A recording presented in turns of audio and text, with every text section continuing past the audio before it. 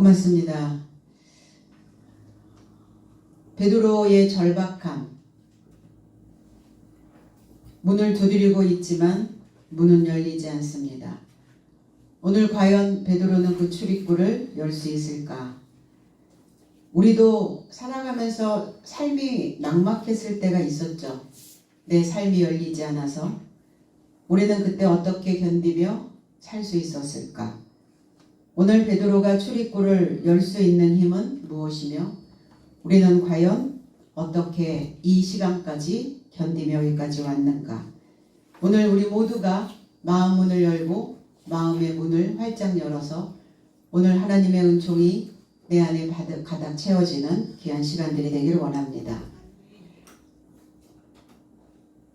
16절로 19절. 이에 베드로가 끊임없이 두드리자 출입구를 열어 그를 보고 놀랐더라.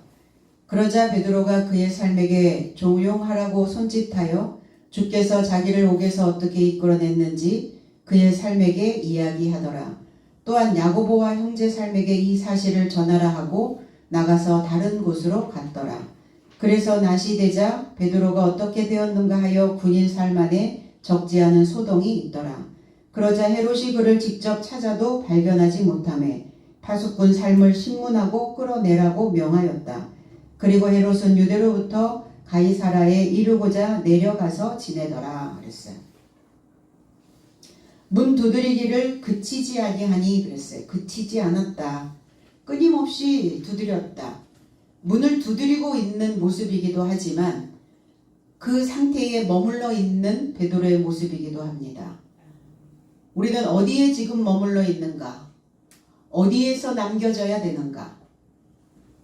요한복음 8장 31절로 32절에는 그러므로 예수께서 자기를 믿은 유대인들에게 이르시되 너희가 내 말에 거하면 참으로 내 제자가 되고 진리를 알지니 진리가 너희를 자유케 하리라. 해석하면 그런즉 예수께서 그에게 믿는 유대인 삶에게 말씀하시더라. 만일 너의 삶이 나의 말 안에 거한다면 나의 참 제자 삶이다. 그리고 진리를 알 것이요 진리가 너의 삶을 자유롭게 할 것이다. 어디에 거해야 되는가? 진리 안에 거해야 된다고요. 그리고 그 말씀 안에 거하는 자만이 참 제자가 될 수 있다 이렇게 표현합니다. 그럼 배우는 자 모두가 다 제자가 될 수 없다라는 거예요. 참된 제자가 있고 거짓된 제자가 있다. 그러면 참된 제자는 무엇이고 거짓된 제자는 무엇인가? 참된 제자는 진리 안에 있는 자요. 그 참이 자기의 삶을 만들어내는 자. 새로운 삶으로 탈바꿈시키는 자를 참 제자라 할 것이고 거짓된 제자는 귀로는 듣고 머리에는 지식이 쌓이는데 그 지식이 자기의 삶의 바탕으로 내려오지 않는 거예요. 접목시키지 않는 거죠. 적용되지 않는 겁니다. 그러니까 지식은 적용되어져야지 그 배움이 유용하게 되는데 적용되어지지 않으니까 그냥 지식적인 것만으로 남아있게 된다는 겁니다. 베드로는 그리스도 안에서 지금 거주하고 남겨져 있는 자의 모습을 이렇게 두드리고 있다. 끊임없이 두드리고 있다라는 표현으로 말하고 있습니다. 근데 두드리고 있다면 무엇인가 어떠한 동작이 어떠한 삶의 형태가 완료 상태여야 되는데 완료되지 않고 미완료 상태에 있다는 거예요. 그럼 미완료는 무엇을 이야기하고 있느냐? 어떠한 새로운 시도, 새로운 출발, 새로운 마음가짐, 새로운 다짐을 하며 어떠한 출발을 지금 시도하고 있는 베드로의 모습이기도 합니다. 우리는 날마다 어떻죠? 하나님을 믿는다라고 말하고 있죠. 하나님을 의지한다라고 말하고 있습니다. 그러면 우리는 그 상태에 머물러 그 상태의 과거의 삶에 머물러 있는 것이 아니라 늘 새로운 시도, 새로운 출발을 마음 안에서 다짐해내야 된다는 겁니다. 우리의 똑같은 패턴들이 내 머릿속에서 계속 굴러다니면 우리는 똑같은 모양으로 그 삶을 찍어내게 된다는 겁니다. 그러나 늘 나는 출발이다라는 생각을 하게 된다면 오늘 우리는 우리의 생각들을, 우리의 삶을 그리고 나의 모양을 새로운 모양으로 변화시킬 줄로 믿습니다. 말씀 안에 머물러 있는 모습. 계시록 14장 3절에는 그들이 보좌 앞과 매 생물 장로들 앞에서 새 노래를 부르니 땅에서 속량함을 받은 14만 4천 밖에는 능히 이 노래를 배울 자가 없더라. 언어 해석은 그리고 저 삶은 보좌 앞에서와 매 생물과 장로 삶에서 새 노래같이 노래하니 땅으로부터 사들여진 삶인 144천 살 외에는 아무도 이 노래를 배움이 가능하지 않더라 그랬어요. 진리 안에 머물러 있는 삶이 하나님을 찬송할 수 있다라는 거예요. 말씀 안에 거주하고 있는 자들이 새 노래를 배울 수 있다라고 말합니다. 그럼 새 노래는 뭐냐? 신곡? 새로운 곡이 아니라 새로운 언어예요. 내 입의 혀가 바뀌는 겁니다. 내 안에 있는 어휘가 바뀌는 겁니다. 내 안에 있는 문자력이 새로운 문자력으로 변형되는 겁니다. 그래서 사도들도 50번째 성령, 오순절 성령을 받았을 때 그들이 새 방언으로 말하더라 그랬어요. 새로운 말, 새로운 언어, 새로운 억양, 새로운 어투, 새로운 음색, 이게 다 바뀌는 거예요.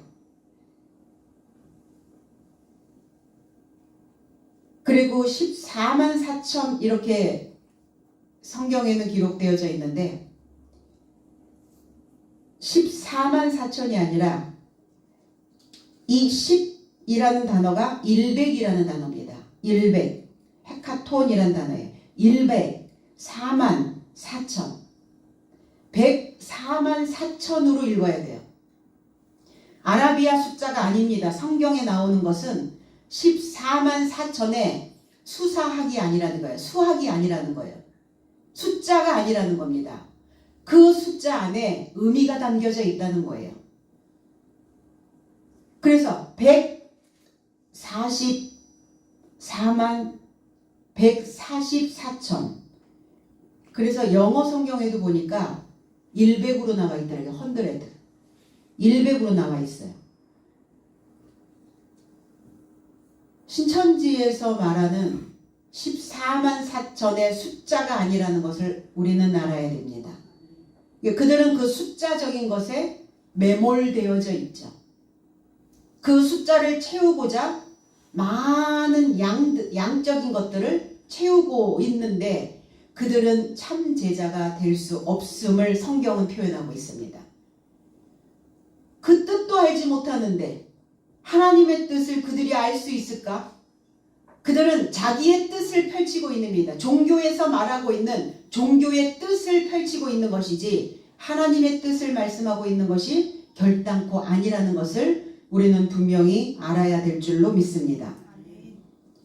저희가 문을 열어 이랬는데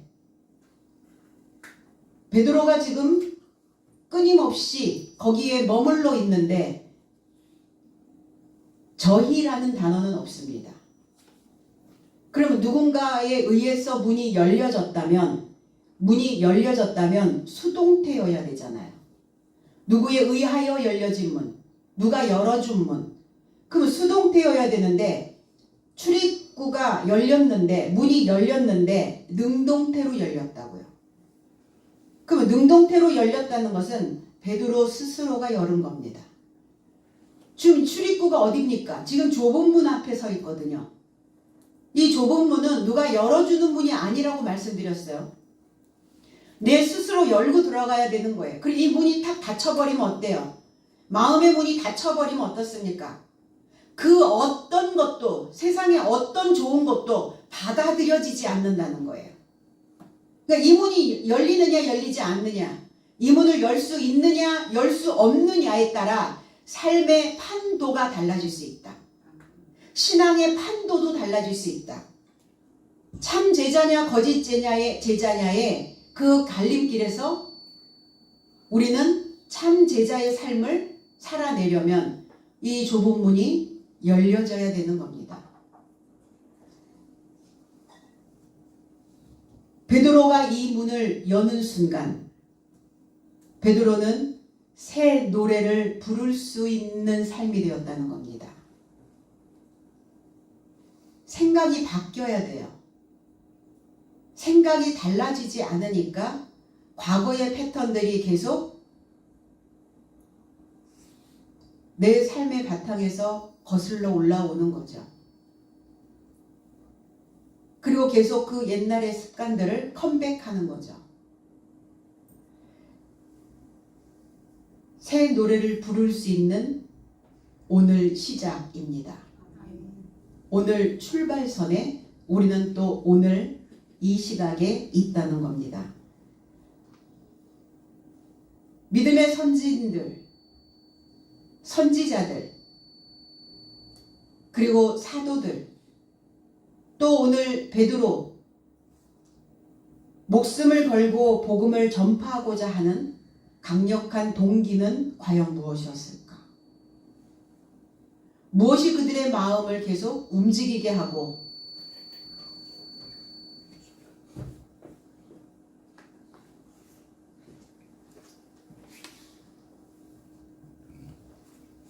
무엇이 계속 그 안에 울렁거리는 출렁거리는 그 생각들로 인하여 하나님의 복음을 자기의 온 삶을 다하여 전파하고자 하는가? 우리가 살아가는 것도 동기부여가 필요합니다. 동기부여가 있지 않으면 오늘을 왜 사는지 모릅니다. 내가 왜 믿어야 하는지도 모릅니다. 내가 왜 먹어야 하며 내가 왜 살아내야 하는지, 내가 왜 배워야 하는지, 나는 왜 돈을 벌어야 하는지 동기부여가 되지 않으면 아무것도 할 수 없다는 겁니다. 동기부여가 되지 않은 많은 청년들이 있고 많은 사람들이 있더라고요. 이 시대가 어떤 시대냐? 동기부여가 없는 시대에 살고 있어요. 뭘 해야 되는지, 뭘 하고 싶은지, 어떤 것을 원하는지.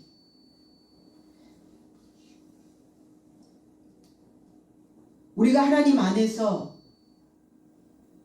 받았던 동기부여는 하나님으로부터 받은 은혜였습니다. 사도들이 자기의 온 삶을 다 걸고 복음을 전파하고자 했던 그것은 사람의 일을 생각하는 사람, 짐승 같은 사람, 그 본성에 늘 담겨져 있었던 그 상태에 있던 나를 하나님이 나를 이끄셔서 나를 끌어내셔서 나를 배우게 하셨고 그 배움을 통해서 내 감정에 빠져 있지 않고 나를 늘 이성과 그리고 내 안에 있는 그 생각들을 정리할 수 있도록 은혜를 주신 것에 대한 감사입니다. 그래서 얘기하죠. 인간이라면 받은 은혜에 대하여 갚을 수 있어야 된다. 내가 조금 불편하고 내가 조금 피해보는 것 같은, 손해보는 것 같은 느낌이 들어오면 과거에 받은 것, 그것이 진행이 되지 않는다는 겁니다. 아, 옛날에 받은 은혜는 옛날 겁니까? 그렇지 않죠.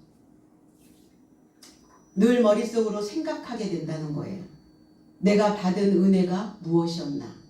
내 감정에 충실할 수밖에 없었던 베드로, 굉장히 본성이 강했던 베드로였어요. 그 주님에게 책망도 들었죠. 너는 하나님의 일을 생각하지 않고 사람의 일을 생각하는도다. 그 사람이 어떤 사람이었겠어요? 첫 아담으로부터 나온, 짐승으로부터 나온, 본능에 충실했던, 자기 감정에 충실했던, 그 삶에서 건집을 받은, 속량받은 그 사랑을 베드로는 알고 있는 거예요. 그 은혜가 계속 진행되어지고 있는 겁니다. 사람의 생각을 할 때마다 하나님이 나를 속량해 주셨던 그 처절함, 척박함, 그 짐승 같은 삶에서 나를 이끌어내셨던 그 은혜를 상기하는 겁니다. 다 드려도 부족한 거예요. 그런가 과연 사람들.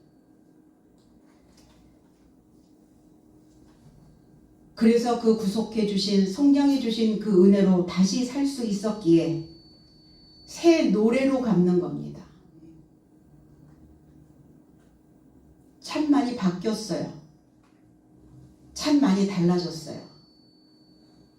내가 얼마큼 바뀌었는지, 내가 얼마만큼 달라졌는지 스스로 알 겁니다.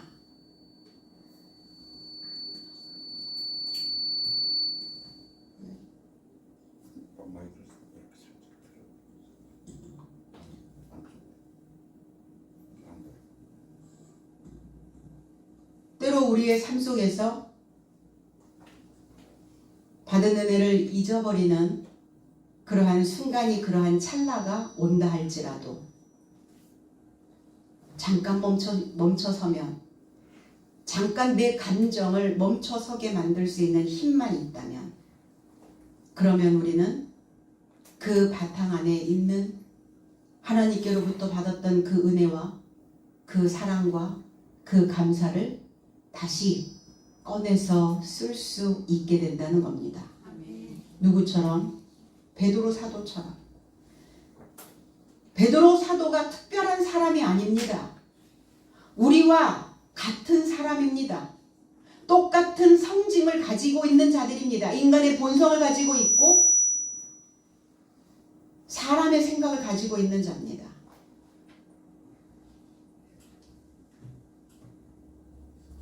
그런데 멈춰서서 생각할 수 있는 힘을 가지고 있느냐 없느냐의 차이점이라는 겁니다.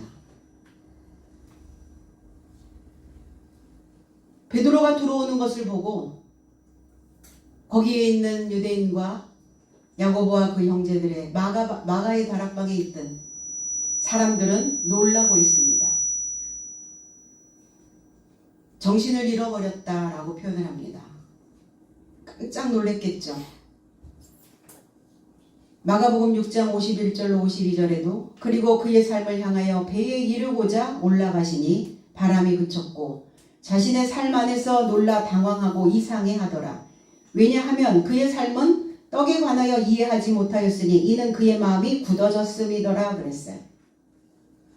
주께서 제자들을 벳세다로 먼저 보내고 주님이 이제 뒤따라서 가려고 하는 그 상황이 있습니다. 벳세다로 가는 그 날은 밤이었어요. 제자들은 밤바다를 항해합니다. 그 밤이 짙은 그 바다에서 제자들은 지금 훈련받고 있는 거예요. 자기의 사상들이, 감정들이 출렁거릴 때 그것을 어떻게 잠잠케 할 수 있는가 없는가 테스트. 훈련받은 제자들은 그 초등학문에서 여전히 허우적거리는지 아니면 그 초등학문의 물에서 새로운 역사를 만들어내고 있는지. 그래서 초등학문에 있는 자들의 삶은 늘 물에서 허우적거려요. 그러니까 그 물에서 건짐을 받았음에도 불구하고 스스로가 그 물에서 또 나오지 않는 거예요. 나의 사상의 밤바다. 우리는 순간순간 생각이 어두워지죠. 뭐가 이렇게 확 막이 쳐지죠. 내 감정에 뭐가 확 덮이죠. 밤입니다. 내 안에서 뭐가 출렁거리죠. 밤바다에 있는 거예요. 그 밤바다에 갇혀 있는가 아니면 그 밤의 상황을 인식하고 나를 고립시키지 않고 내가 나가야 될 출구가 어디인지 그 출입구를 찾아서 나올 수 있어야 된다는 겁니다. 벳세다, 사냥꾼의 집이라는 뜻이에요. 주님이 왜 오셨나? 사냥하시려고요. 인생들을 사냥하셔서, 짐승들을 사냥하셔서 뭐 하시려고? 기르시고 가르쳐서 사람의 모양으로 변하게 하시려고. 그래서 그 출입구를 찾아서 나와야 우리는 제자의 삶으로 남겨져서 하나님께로부터 받은 이 사명 안에 머물러 있을 수 있다는 겁니다. 그래서 우리는 순간순간 내 자신을 그 밤바다에 가두는 사건들이 나타나고 있죠. 베드로가 손짓합니다. 베드로는 빠져나왔고 옥에 갇혀있는 죄수의 신분이죠. 헤로데 입장에서는. 그러니까 거기에서 왁작지껄 떠들었다가 주변 사람들에게 혹시 또 밀고가 들어가지 아니할까요? 온 몸으로 살해짓을 합니다. 조용히 해. 손짓을 하며 온 몸으로 신호를 보내고 있습니다. 침묵을 지켜라. 우리는 가끔 말을 하는 것보다 침묵을 지켜야 할 때가 있죠. 말하는 것보다 침묵을 지키고 있는 것이 훨씬 유익일 때가 있어요. 입을 열어서 뱉어버리면 주워 담을 수 없지만 차라리 그 시간에 조금 잠깐 멈춰서서 침묵할 수 있다면 내 주변뿐만이 아니라 내 자신에게도 얼마나 많은 유익이 오겠습니까? 못 참는단 말이에요. 왜? 혀가 제어가 안 되잖아요. 그리고 야고보는 혀에 재갈 물려라 그랬어요. 뭐 할 수 있도록? 다스려질 수 있도록. 혀가 제동장치가 풀려버리면 밤바다에서 출렁거리고 있는 물들이 그냥 거슬러서 뱉어져요. 그럼 어때요? 그 사람의 수준을 금방 알아보게 되죠. 오늘 그 마가의 집에 모여있는 자들을 향하여 침묵하라. 침묵하며 우리는 뭐 해야 하는가? 깊은 사고 속에 빠져서 돌아보는 거예요. 사람들이 얼마나 떠들고 얼마나 자기 자신을 드러내고 얼마나 많은 정보들이 많은 소리들이 얼마나 많이 밀려오는지 오죽하면 멍 때리기 대회를 다 하겠습니까? 생각 없애라. 잡념 없애라. 머리가 침묵하라. 이 멍 때리기가 뭡니까? 멍 때리기. 아무 생각도 무념, 무상. 생각 다 빼고 멍 하라는 거예요. 아무것도 넣어놓지 말고. 그만큼 너무나 많은 생각들이 급변하게 돌아가고 있는 시대에 우리는 살아가고 있어요. 그럴수록 그리스도인들은 그 침묵을 한 번씩 끌고 와야 된다는 겁니다. 조용히 잠잠히 내 모습을 그려보는 겁니다. 다른 사람 모습 그릴 필요 없어요. 내 모습 그려보는 거예요. 그리고 옥에서 어떻게 이끌어내셨는지, 어떻게 나를 인도해내셨는지, 내 마음이, 내 생각이, 내 사상이 헤롯의 그 밤에 갇히지 않고 하나님께서 어떻게 나를 밖으로 데리고 나오셨는지 거기에 있는 사람들에게 이야기합니다.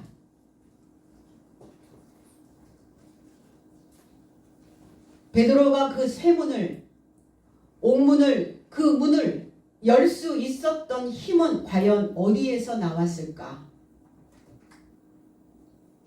호들갑스럽지 않았다는 거예요. 우리는 어떤 상황이 딱 오면 어때요? 내가 원하는 프레임 안에 딱 들어가면 괜찮은데 내가 만들어 놓은 그 도식 안에 그 모형 안에 딱 들어가지 않으면 바깥에 있는 건 확 떼버리죠.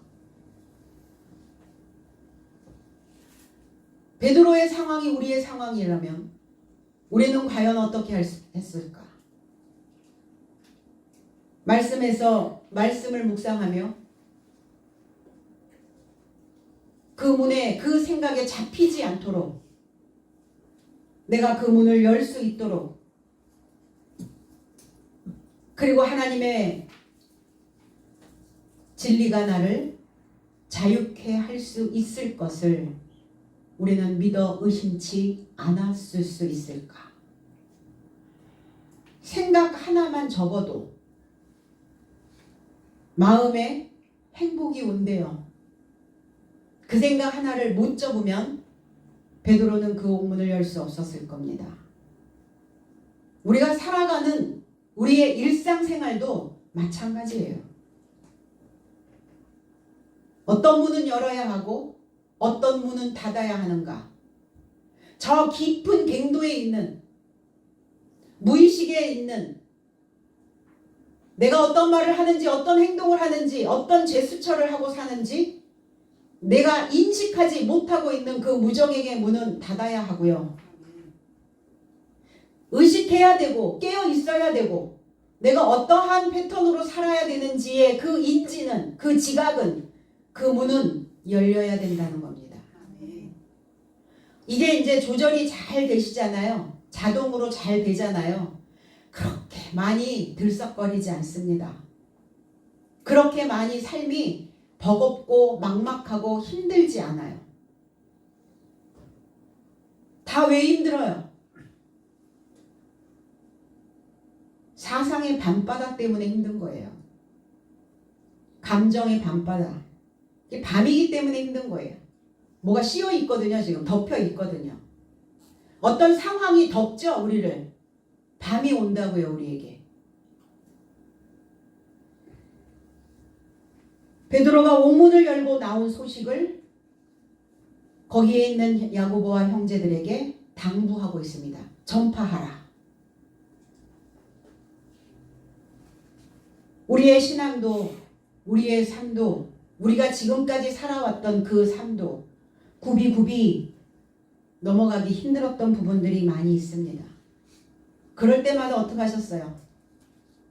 마음을 열고 생각을 열고 그래서 넘어왔어요. 전에 내려오는 그 소식으로 인하여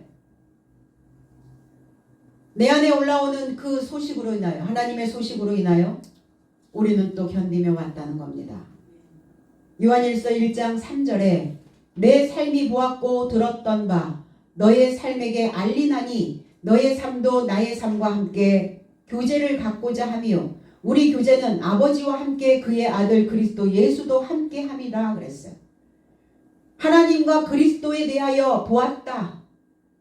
그 소식을 통해 들었다. 우리는 아버지와 그리스도 예수와 함께 교제하고 있다는 것을 전하는 것이다. 우리가 전해야 될 게 뭐냐?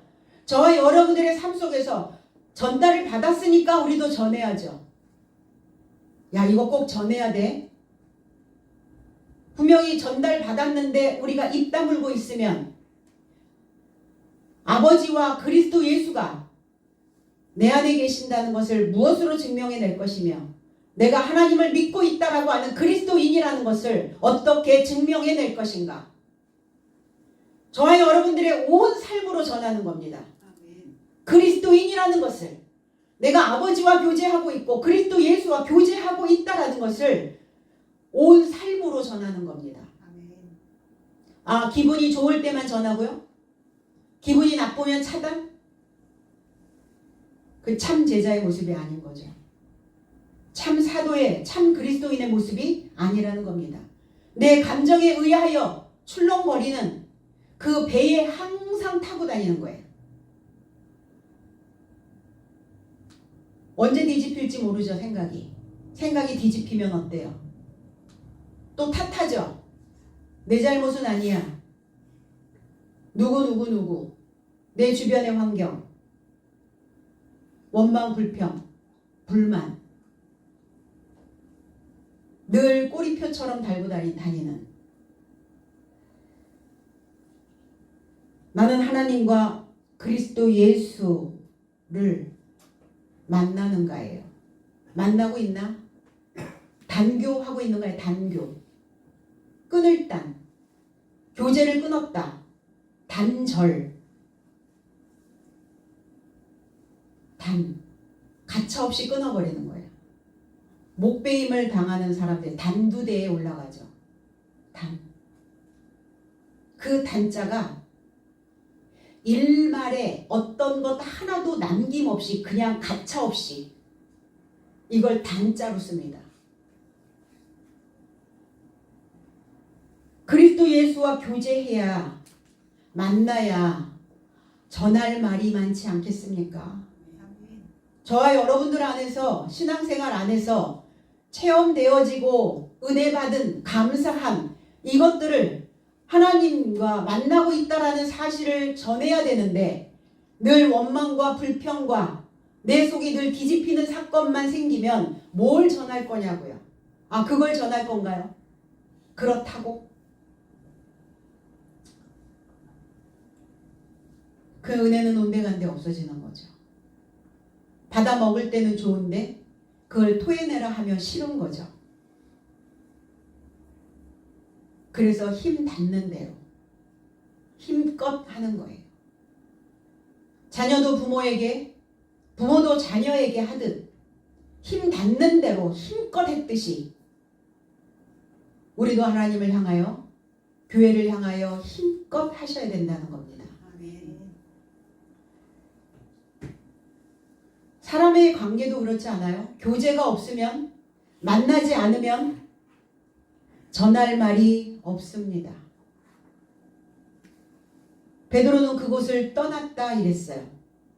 단순하게 장소와 장소의 개념이 아니라 무엇인가 자기의 삶을 내가 그 옥을 어떻게, 헤롯의 그 소나기에서 어떻게 내가 빠져나왔는지에 대한 새로운 소식을 가지고, 기쁜 소식을 가지고 이제 그는 널리 퍼져 나가기를 출발하고 있는 겁니다. 자신의 신앙을 널리 퍼뜨리려고 다른 곳으로 가고 있는 겁니다. 날이 샜어요. 날이 샘에. 이 날은 베드로의 날입니다. 밤의 날을 이기고 낮이 되었습니다. 너희는 빛의 아들이요 낮의 아들이라. 밤에서 나왔어요. 그 낮에 그 날이 된 베드로가 어떻게 되었는가? 날이 샜다. 그 날이 되어졌다. 낮이 되어졌다. 빛이 되어졌다. 그냥 단순하게 우리가 하룻밤 자니까 날이 샌 이게 아니라 베드로가 낮이 되어졌다고요. 우리는 그 낮이 되어져야 됩니다. 밤이었는데 마음이 무겁죠. 왜 무거워요? 밤은 무겁습니다. 밤은 우리에게 무엇인가? 우리의 마음을 억누르는, 마음이 불안해, 마음이 두려워. 이게 뭐예요? 밤의 상태거든요. 뭐가 누르고 있단 말이에요. 뭐가 짓누르고 있는. 짓눌려 있으니까 어때요? 빛이 들어가지 않죠.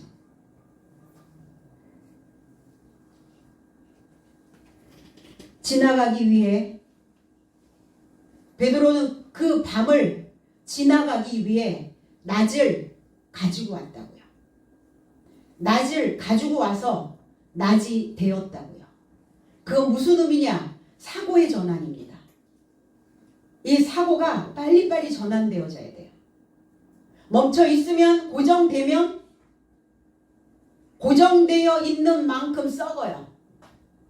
그래서 속 썩는 거예요. 속을 썩을 때 빨리 깨달으시기 바랍니다. 생각이 고정되어 있구나. 내 속 썩는 걸 누가 알아요? 나만 알지. 누구에 의해서 속을 썩는 것도 있지만 그 생각들을 얼만큼 내가 전환을 하느냐 못하느냐에 따라 썩을 수도 있고 환기가 될 수도 있다는 겁니다. 우리의 인생이 누구 겁니까? 오늘 베드로는 낮이 되어지기 위해서 뭘 했나? 자신을 위한 자발적 행동을 했다는 거예요. 이 인생이 주어진 날이 나의 날이기 때문에 나를 위해서 자발적 움직임이 있어져야, 그래야 밤으로부터 낮이 되어질 수 있다는 겁니다.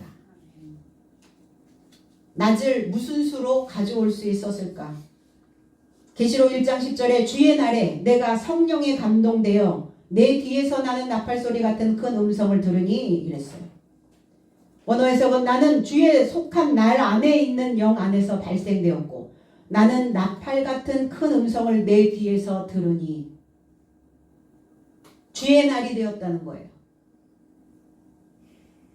주일이죠. 오늘 달력 넘어가는, 날짜가 지나가는 그거의 개념이 아니라 주의 날, 주의 날에 나는 주의 속한 날 안에, 주의 속한 날 안에 그 자체가 되는 거예요. 주님께 속한 그 날 자체가, 그래야 낮을 갖고 올 수 있어요. 내가 어디에 소속되어져 있나? 우리는 소속의 욕구들이 있어요. 어디에 소속되어져 있나? 낮이냐 밤이냐? 뭔가에 소속되어집니다. 사람들은. 그 자체가 날이 되어져야 우리는 늘 낮에 소속되어질 수 있어요. 베드로가 어디 있는지 알지 못하더라. 당연히 밤은 알지 못하죠. 낮과 밤이 만날 수가 없어요. 베드로가 어떻게 되었는지 알지 못해요. 결론을 도출할 수가 없어요. 적지 않은 소동이, 적지 않다라고 하니까 많은 소동이, 동요가, 소요, 떠들소, 시끄러울 요, 무엇으로 소요가 일어나느냐는 거예요.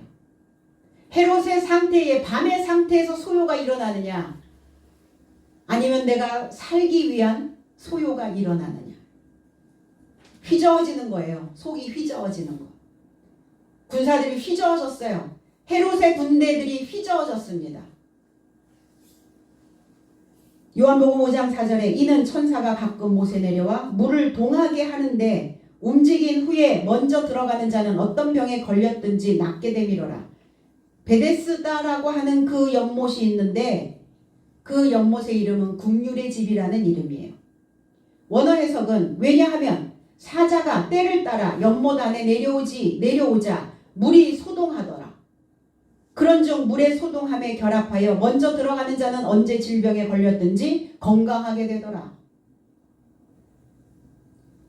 국률의 집으로 오신, 베데스다 연못으로 오신 그리스도의 소식, 그 말씀의 연못에 결합하여야 우리는 질병으로부터 노임을 받을 수 있다라는 겁니다. 38년 된 병자가 있었어요. 나를 움직일 수가 없었습니다. 나를 도와줄 자가 없었습니다. 사마리아 여인을 못 만났습니다. 나는 아무것도 없는 자인데, 다 잃어버린 자인데, 그 사마리아인 사람에 의해서 도움을 받았던 것처럼 나를 도와줄 자가 없습니다. 그럼 38년 동안 왜 뭐 했겠어요? 마음에 소동이 일어나지 않았어요. 소요가 일어나지 않았습니다. 말씀을 들으면 귀로만 들었지 마음으로 듣질 않는 거예요. 아, 저 말씀이 내 말씀이구나. 나의 말씀이라고 들어야 소동이 일어나고 소요가 일어나죠. 그런데 소요가 일어나도 문제죠. 헤롯으로 소요가 일어나느냐, 아니면 국률함으로 자기 자신에 대한 국률함. 그렇지, 내가 이렇지, 내가 이런 상태였지, 내가 이런 마음이었지, 내가 지금 이 모습이었지, 자기 자신에 대한 국률을 베풀 수 있는 그 연못이었느냐, 무엇으로 지금 소요가 일어나느냐예요. 헤롯의 사상으로 소요가 일어난 자들은 국률이 없습니다. 자비가 없어요. 자기 자신에 대하여 끊임없이 좋지 않은 에너지를 쏟아내는 사람들은 자기 자신에 대한 국률이 없기 때문에 그런 거예요. 자기 자신에 대한 자비를 베풀지 않기 때문에 내가 지금 어떠한 형태로 내가 만들어지든지 상관없어지는 사람들이에요. 긍휼을 어디다 베풀 겁니까? 긍휼은 베풀어 보셨습니까? 자신에게요. 우리 왜 신앙생활해? 누구 위해서요? 자식 위해서? 남편 위해서요? 아내 위해서? 내 형제 위해서? 아니요. 자신을 위해서요. 자신을 위한 자발적 행동이라니까요. 베드로처럼.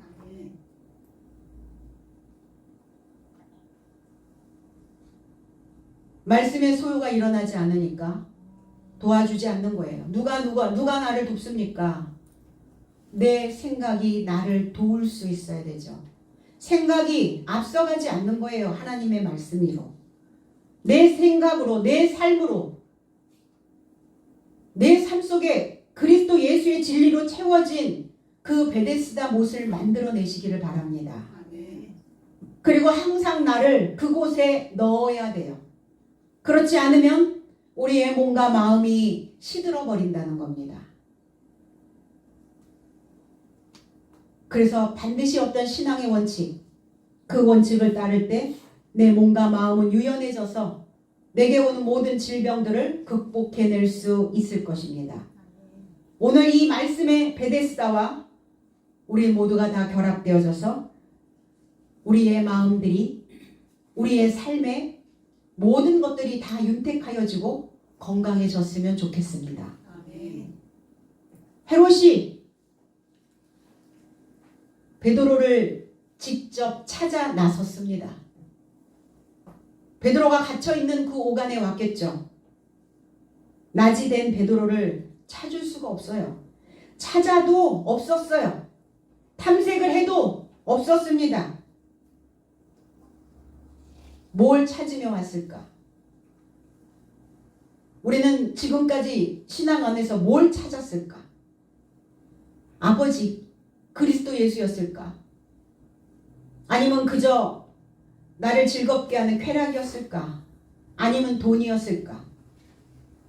내가 찾는 것을 우리는 과연 내 손에 잡았는가? 내가 원하는 환경, 내가 원하는 모든 것들 다 만들어져 있는가? 우리가 믿는 하나님을 우리는 잡아야 된다는 겁니다. 우리는 세상 사람 같이 하지 않고 우리는 믿음 안에서 나에게 주어진 삶의 그 주어진 과제를 어떤 방식으로 인식해서 어떻게 풀어나가야 될지 우리는 지혜를 찾으며 여기까지 왔습니다. 우리가 믿는 것은 나의 결함을 채우려 하는 게 아니에요. 나의 결핍을 채우려고 신앙생활을 한다고 생각하지 마십시오. 그리스도 예수가 우리에게 오신 목적은 나의 부족을 채우려고 오신 것이 아니라, 내 수준에 맞춰서 오신 것이 아니라 내 안의 강점을 발견하게 하시려고. 그래서 우리가 살아가면서 내 안에 있는 그 좋은 점들을 붙잡게 하시려고. 그래서 그것을 찾아서 내 안에 감춰진 그 믿음의 분량에 따라서 우리를 열대림처럼 번성시키시려고. 근데 우리는 결핍된 것들을 채우려고 그리스도 예수가 와주셨다라고 생각하죠. 그렇다면 우리는 늘 그 수준에 머물러 있는 겁니다. 내 안에 있는 좋은 점을 자꾸 꺼내세요. 좋은 면들을 자꾸 채택하셔서 그것을 찾아내셔야 된다는 겁니다. 요한복음 4장 23절로 24절에도 아버지께 참되게 예배하는 자는 영과 진리로 예배할 때가 오나니 곧 이때라. 아버지께서는 자기에게 이렇게 예배하는 자를 찾으신다. 하나님은 영이시니 예배하는 자가 영과 진리로 예배할지니라. 원어 해석은 오히려 시간이 오는데 지금이다. 그때에 참으로 예배하는 삶이 영과 진리 안에서 아버지에게 예배할 것이다. 왜냐하면 아버지도 그를 예배하는 삶을 찾으신다. 하나님은 영이시니 영과 진리 안에서 그를 예배하는 삶을 그가 예배함이 마땅하다. 아버지를 예배하는 삶을 아버지도 예배하신다고요. 그건 왜 가능하냐? 진리 안에서, 하나님의 영 안에서 하나 되어져 있기 때문에 가능한 겁니다. 내가 하나님을, 하나님은 나를, 부모는 자식을, 자식은 부모를 서로 공경하는 거예요. 자녀가 잘 되어져서 머리에 관을 쓰면 부모는 자식을 존경하게 됩니다. 존중해 줍니다. 우러러 봅니다. 똑같은 상황이에요. 누굴 찾으시냐? 예배하는 자를. 우리 예배하는데 주일이면 예배하고 수요 예배하고 금요 차례하고 새벽 예배하고 이렇게 예배가 많은 나라는 우리나라밖에 없어요. 이렇게 많은 예배가 있는데 왜 사람들의 생각들은 선진국이 되지 못할까? 왜 여전히 맨날 다고다고만 할까? 받았으면 줘야 되는데, 받았으면 베풀 줄 알아야 되는데 왜 우리는 성장하지 못하는 걸까? 결핍만을 채우려고 했던 것들이었어요. 배고픈 시절에 선교사들이 들어왔고 찢어진 가난 속에서 벗어나고자 그 선교사들이 주는 것에 우리는 목말랐어요. 그 시대는 지났잖아요. 여전히 우리는 그 패턴으로 신앙생활을 하고 있다는 겁니다. 지금 21세기에. 진리의 말씀 안에서 많이 참 예배라는 겁니다. 그 진리를 경험한 자가 참살이, 진실된 마음, 진짜 마음, 거짓이 아니라 보여주기 위한 퍼포먼스가 아닌 진실에서 진심으로 우러나오는 그러한 자를 찾으신다고요. 언제요? 지금이다. 하나님의 번역된 말씀, 이걸 영이라고 말합니다. 내가 이르는 말이, 내가 해석한 말씀이 영이요. 그 해석된 말씀 안에서, 그 진리 안에서 하나가 된 하나님을 예배하는 삶을 아버지도 예배하심이 마땅하다고요.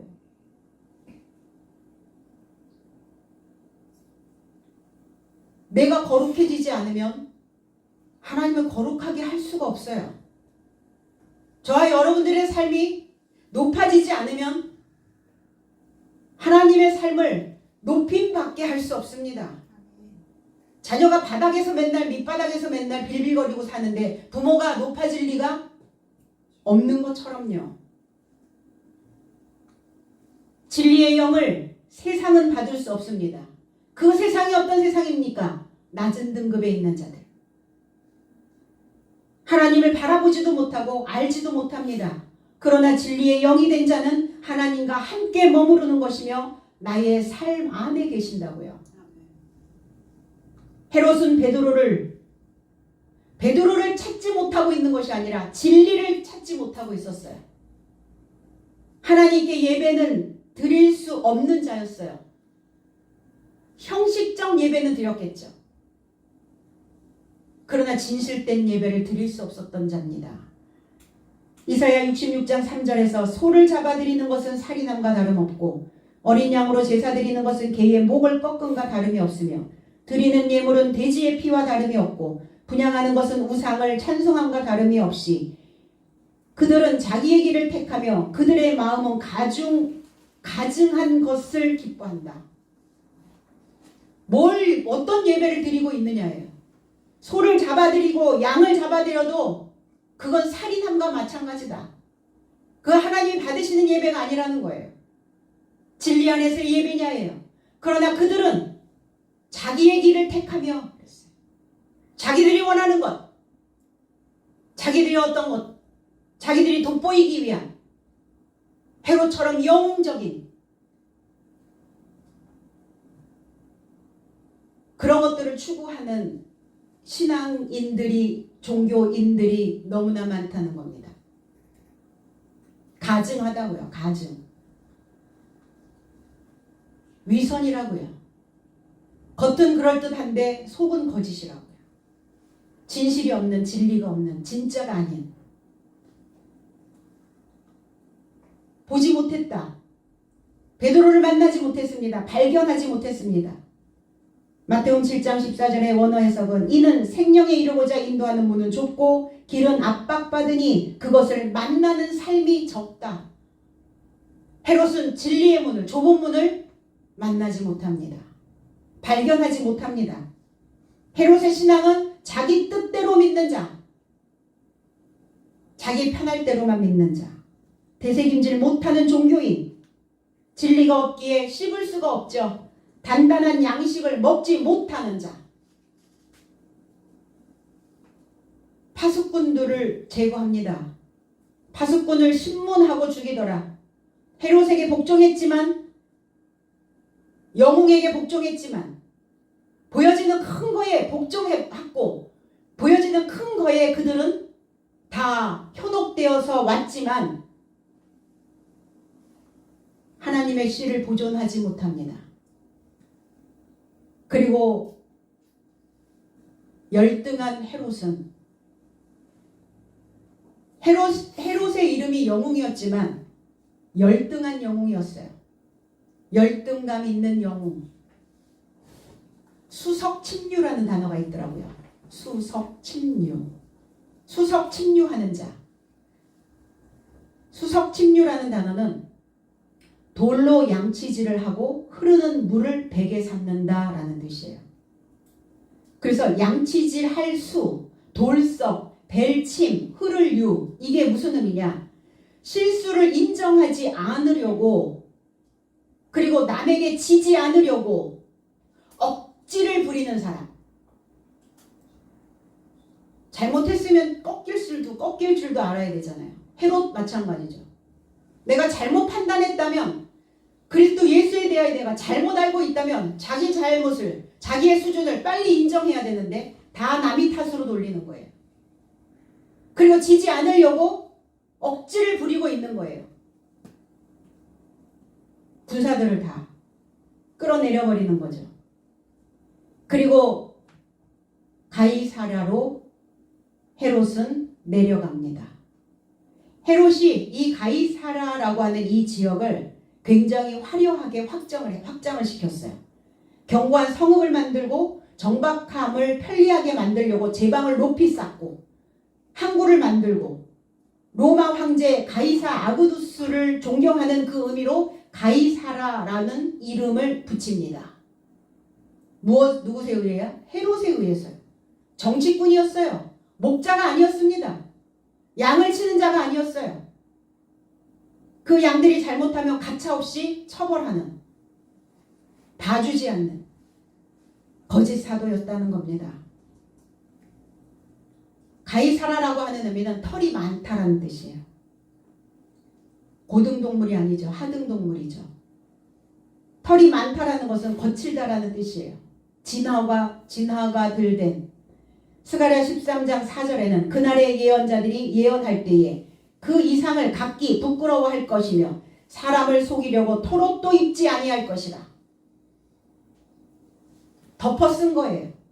털, 헝클어짐, 뭔가 치솟고 곤두서는, 늘 항상 뭐가 예민하는, 이게 털이 많은 자의 모습이에요. 헝클어져 있어. 머리털이 많은, 거칠은.